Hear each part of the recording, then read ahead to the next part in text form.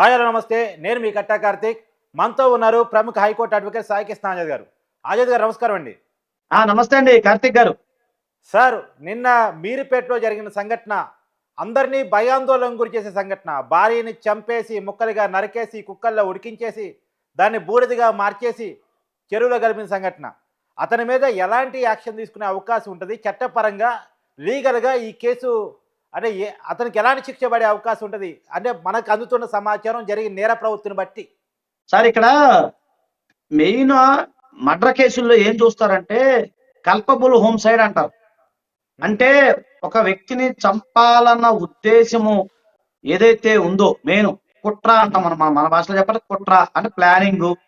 So ఒక వ్యక్తిని ఎలా చంపాలి, ఏం చేయాలి, చనిపోయిన తర్వాత ఆ డెడ్ బాడీని ఏం చేయాలి, అసలు ముందు ఎలా చంపాలి అనేది మెయిన్ మర్డర్ కేసు సెక్షన్ లో అవే చూస్తారండి.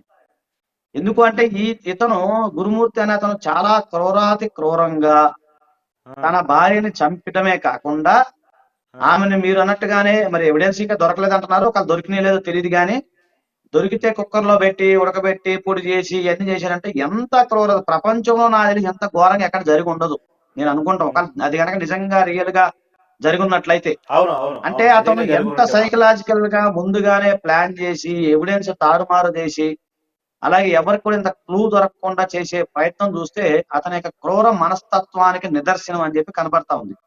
ఎందుకంటే రేరెస్ట్, ఇప్పుడు రేరెస్ట్ కేసులో రేరెస్ట్ ఇది. ఇప్పుడు ఇదే సీను మనకి చూసుకున్నట్టయితే ఆటో జానీ తమిళనాడుకి సంబంధించిన ఒక కేసులో కూడా అతను క్రూరాతి క్రూరంగా మనుషుల్ని చంపేసి ఏం చేసేవారంటే మన గోడ ఉంది చూసారా, మన గోడ కట్టుతాం కదా, గోడలో పెట్టేసి సమాధి చేసేసేవాడు అతను.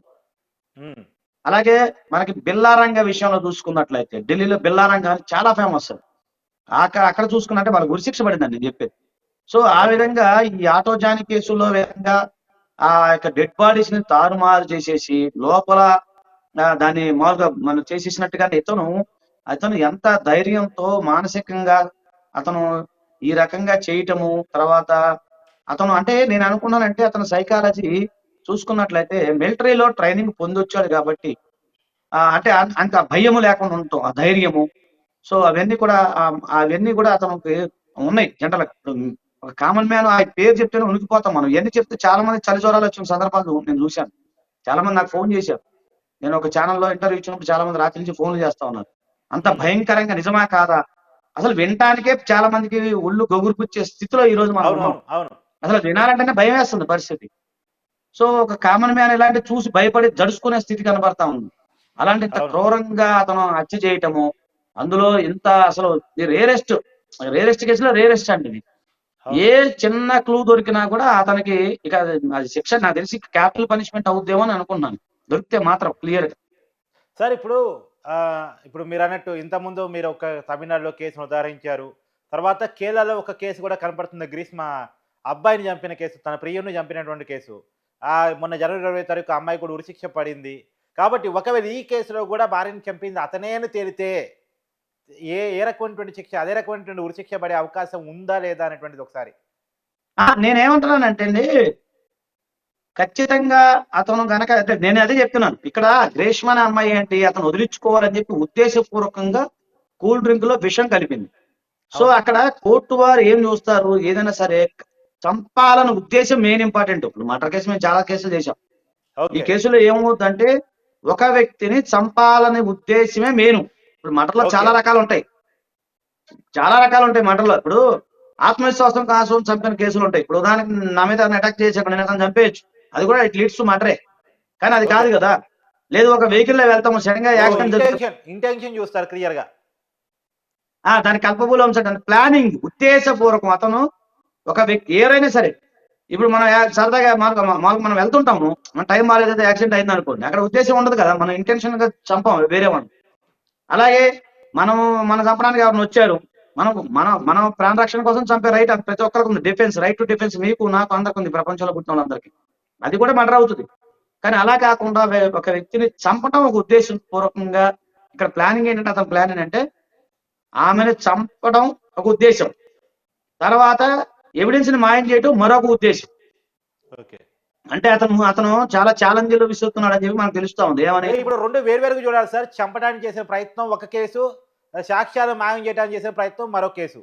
ఈ రెండు అవునండి. వేరువేరుగా. అవునండి. అవును. అవును. ఇప్పుడు బిఎన్ఎస్ సెక్షన్ ప్రకారం ఇవన్నీ కూడా అట్రాక్ట్ అవుతాయి మొత్తం.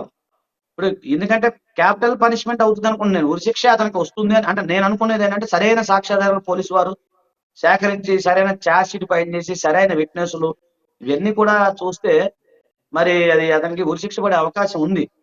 కాకపోతే నేను జనరల్ గా అంటే నాకున్న ఎక్స్పీరియన్స్ దాదాపు 22 ఇయర్స్ ఎక్స్పీరియన్స్ లో చేసిన క్రిమినల్ కేసులు అవును. ఇవన్నీ చూస్తే ఇది ఎంత పాసిబుల్ అవుతుందా?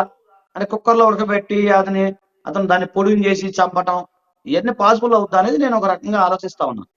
ఓకే. ఇయన్నీ జరిగే పనులేనా అనేది నా సైకలాజికల్‌గా నేను అదే. అదే. ఆలోచించేది. అదే. అదే. హ్మ్. ఒకవేళ హ్మ్. అతను హ్మ్. సైకిక్‌గా అంటే చంపేసి భార్యని ఎక్కడైనా పడేసి సైకిక్‌గా పోలీసు వారిని లేదా మీడియాని తప్పుదోవ పట్టించడం కోసం ఈ విధంగా చేస్తున్నాడా? లేదు కుక్కర్‌లో మనిషిని ఉడకబెట్టాడా? లేదా కుక్కను కూడా చంపేశారంటున్నారు. అంటే కుక్క ఏదో అవును. దొరికి కుక్కని చంపేసి ఉడకబెట్టాడు అని అంటున్నారు. అట్లా తప్పుదావ పట్టించడం కోసం ఉంటది. ఒక ఎగ్జాంపుల్ చెప్తానేనండి. అది గతంలో మేము చేసాం ఒక కేసు. కథనేంటంటే ఒక అమ్మాయిని చంపేసేవాడు. అతను అక్కడ సీరియల్ కిల్లర్ ఒక సైకో వాడు. చంపేసి ఏం చేసేవాడంటే అక్కడ ఈడేం చేసేవాడు కాదు అమ్మాయిని. ఏం చేసేవాడు కాదు. కాకపోతే అక్కడ గాజులు, పూలు చెరిగిపోయినట్టుగా బొట్టు చెరిపేయటం, ఆ చీరలు అట్లా చేసేయడం చేసేవాడు. అంటే చూసే వాళ్ళకేంటంటే అక్కడ రేప్ కమ్ మర్డర్ జరిగిందన్న ఆ ఉద్దేశంతో అంటే ప్రజల్ని తప్పుదోవ పట్టించేవాడు.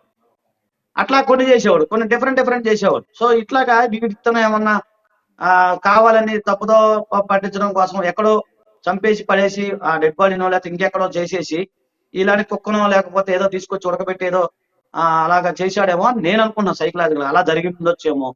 లేదు మీరు అనుకున్నట్టుగానే మీడియా కథనాల ప్రకారం నిజంగానంటే మరి పోలీసు వారు ఇంతవరకు ధృవీకరించలేదు కదండి. నిన్న అవును. సిఐ గారు మీర్పేట సిఐ గారు మాట్లాడుతూ మిస్సింగ్ కేసుగా నమోదు చేశాము. అవును. మాకు అలాంటి ఆనవాళ్ళు కూడా దొరకలేదు అని అన్నారు. సార్ ఇంకొక మాట కూడా నాకు చెప్పండి. అదే పోలీసులు అది చెప్తున్నారు. మిస్సింగ్ కేస్‌గా ఇప్పటికైతే నమోదు చేశారు. కానీ ఆధారాలు సేకరిస్తున్నారు. వాళ్ళ పనిలో వాళ్ళున్నారు. ఏది పక్కన పెట్టేస్తే ఇప్పుడు అతను ఏ జైలుకి తరలించే అవకాశం ఉంటది సార్? ఒకవేళ మెజిస్ట్రేట్ గారు రిమాండ్ గనుక విధిస్తే చెంచలగూడ అండి. చెంచలగూడ. చెంచులగూడ. ఓకే.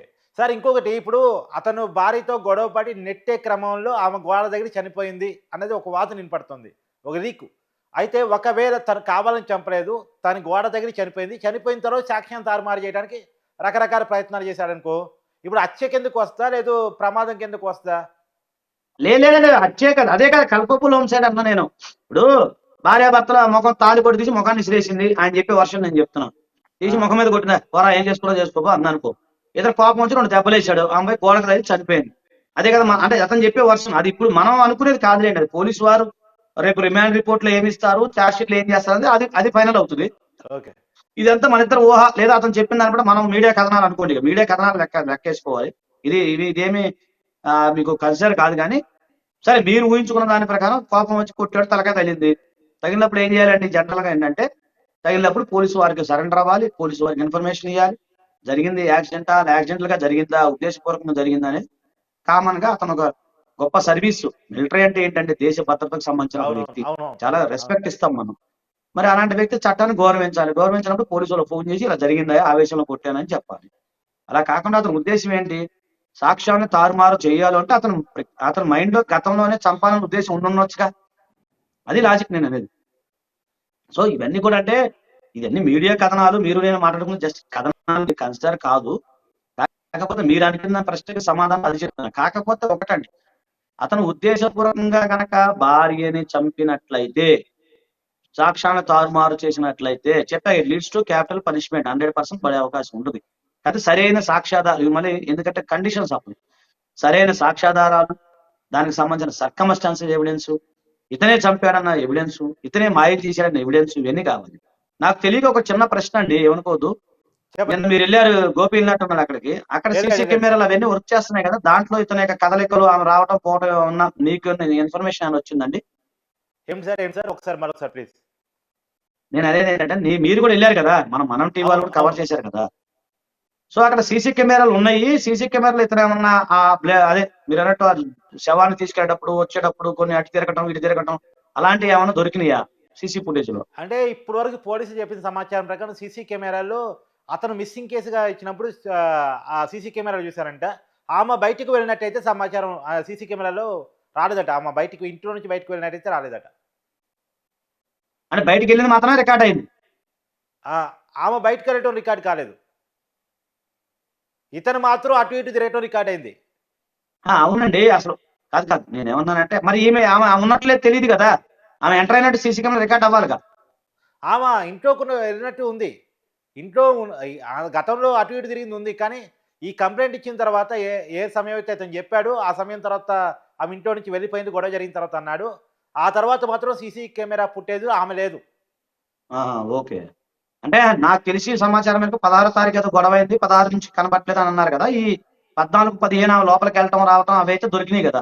అవైతే ఉన్నట్టే ఇప్పుడు ఇంకా ప్రాపర్‌గా మనకు కూడా తెలీదు. పోలీసులు ప్రెస్ మీట్ పెట్టి చెప్తే తప్ప మనకున్న ఇన్ఫర్మేషన్ మీతో షేర్ చేస్తున్నాను అంతే. అంతే అంతే. మనకు తెలిసిన వార్తా కథనాలు మాత్రమే. ఇప్పుడు 1 అంతే మంత్ అంతే. ఉంటదండి సీసీ ఫుటేజ్. 1 మంత్ 45 డేస్ ఉంటది. అంతే అంతే. ఇప్పుడు ఆయన చెప్పిన దాని ప్రకారం అయితే 15వ తారీఖున లోపలికొచ్చింది. అవును. అంతే. మళ్ళీ అంతే. బయటికి రాలేదు. అలాంటిది దొరికితే ఈజీగా దొరికిపోతది కానీ మరి ఆమె కదలికలు కూడా లేవు కదా దాంట్లో. అవును. అవును. అది అట్లా మనం అనుమానించాల్సొస్తది. తర్వాత ఇతను తిరగటం ఏముందిలెండి. తిరుగుతా అటు ఇటు ఉన్నాడు మరి. ఇతను తిరగటం కాదు. మెయిన్ ఆమె కనపడాలి కదా! అవునవును. అవును. అవును. అందుకనే పోలీసు వారు ఒక ప్రాథమిక నివేదిక అంటే ప్రాథమిక దర్యాప్తు విషయంలో ప్రాథమిక సాక్ష్యాధారాలను సేకరించలేదు ఇప్పటి వరకు. ఎందుకంటే సీసీ కెమెరా ఉంది కాబట్టి మనం భయపడాల్సిన అవసరం లేదు కానీ మరి ఆ సీసీ కెమెరాలో ఏం జరిగింది ఏంటనేది తెలియదు. సో నేనేమనుకుంటున్నానంటే అతను ఎక్కడో చంపి పడేసి ఇట్లా అంటే నేను అనుకుంటాం. నా ఊహాజనితం ఇది. ఇది ఎంతవరకు వాస్తవం నాకు తెలియదు కానీ చంపి పడేసి మీడియాని దోవ పట్టించడానికి, పోలీసు వారిని తప్పుదోవ పట్టించడానికి జనరల్‌గా ఇలా చేస్తున్నాడేమో అనేది నేను అనుకుంటున్నాను అది. అదండి. యాహ్! యాహ్! లేదు ఆమె ఎక్కడికైనా పారిపోయి ఉంటే ఇతను సైకలాజికల్‌గా బిహేవ్ చేసి నేను చంపేశానని చెప్పి అట్లా కూడా కొంతమంది అలా కూడా ఉంటారు. గాల్లో ఊహించుకొని కొంతమంది సైకిక్ పేషెంట్లు ఏంటంటే నేను అదేనండి. చంపేశానని చెప్పి మీకు పోలీసులో తెలిసిన మిత్రులను అడిగినా కూడా తెలుసు. మనం కూడా సార్ ఎప్పటికప్పుడు వచ్చే కథనాల ఆధారంగా మాత్రమే మాట్లాడుకుంటూ ఉంటాం. ఆ! ఒకడొస్తాడు పిచ్చోడు ఉంటాడు. వాడు నేను ఆడిని చంపేసా ఊహల్లో ఊహించుకుంటాడు. నేను ఆడిని చంపా ఈయన చంపా అని పోలీస్ స్టేషన్‌కి వస్తుంటారు చాలా మంది. అవునా? పోలీసు వారు అది నిర్ధారణ చేసి ఈడు పిచ్చోడని చెప్పి బయటకి పంపించేస్తారు. అలా కూడా జరుగుతాయి. ఓకే. So right. నేనేమనుకుంటున్నా ఒకవేళ ఈమె ఏదన్నా ఎళ్ళిపోయినా ఎళ్ళిపోతే ఇతను నేను చంపేశానని బిల్డప్ కోసం నేను చంపేసా, అది చేసా, ఇది చేశానని చెప్పి ఉండొచ్చేమో. అది కూడా చెప్పలేము. పోనీ ఒకవేళ అలాంటిది జరిగితే ఆమె ఎక్కడున్నా సంతోషమే కదా! బతికుంటే ఇంకా సంతోషం. సో ఇయన్నీ కథనాలు కదా సార్. ఇప్పుడు మనం అనుకున్నది మాట్లాడుకునేది కథనాలే కదా! వాస్తవం అయితే సర్కమ్‌స్టాన్సెస్ ఎవిడెన్స్ మీ దగ్గర లేదు, నా దగ్గర లేదు. నాకు డౌట్ ఏంటంటే నిన్న మీరు ఇంటికెళ్లారు కాబట్టి చుట్టూ పోలీసు వారు ఒక బ్యాండ్ కడతారు. అది ప్లాస్టిక్‌ది ఒకటి కడతారు. పోలీస్ నాట్ ఎంటర్ అని. అలాంటిది కూడా ఓకే. కట్టున్నట్టు ఏమి లేదు కదా అక్కడ. అవును. మరి అలాంటప్పుడు మీరు ఎంటర్ కాకూడదు కదా లోపలికి. హ్మ్. హ్మ్. సో అంటే ఇవన్నీ కాదండి. ఏదో జరిగింది. మిస్టరీ జరిగింది. నాకు తెలిసి ఆమె బతికుందేమో అని నేను అనుకుంటున్నాను. ఎక్కడికో వెళ్ళిపోయుండొచ్చు. ఇతను కోపంలో నేను చంపేసా, పొడిచేసా అని చెప్పి ఏమన్నా ఊరినే అట్ట బిల్డప్ కోసం చేస్తున్నాడేమో నేను అనుకున్నా. అలా జరగాలనే కోరుకుందాం. ఒకవేళ నిజంగా అతను ఇంటెన్షనల్‌గా ఆమెను చంపేసి కుక్కర్‌లో ఉడకబెట్టి పడేసి అన్ని చేస్తే మాత్రం అతనికి క్యాపిటల్ పనిష్మెంట్ అయితే పక్కా పడుతుందండి. Thanks sir. రైట్.